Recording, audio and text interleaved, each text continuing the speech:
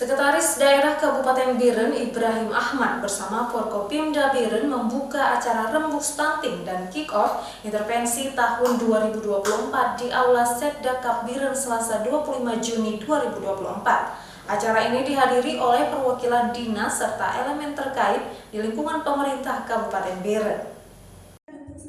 Rembuk stunting dan kick-off intervensi ini diselenggarakan berdasarkan Perpres nomor 72 tahun 2021 tentang percepatan penurunan stunting.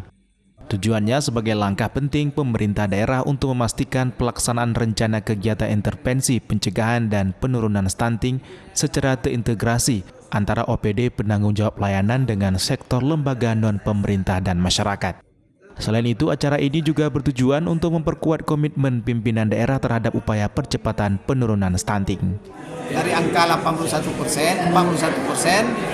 di tahun 2022, awal 2023 adalah 24,3%. Namun ada survei baru yang indikator yang mungkin berubah, terjadi kenaikan sekitar 29%, dan ini mungkin bukan hanya Biren, termasuk Kabupaten Bulan juga terjadi kenaikan.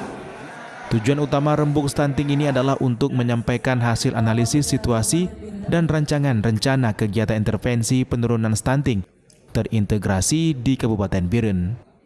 Diketahui angka stunting di Kabupaten Biren sejak tahun 2015, angka stunting 85% terus menurun sampai saat ini menjadi 25%.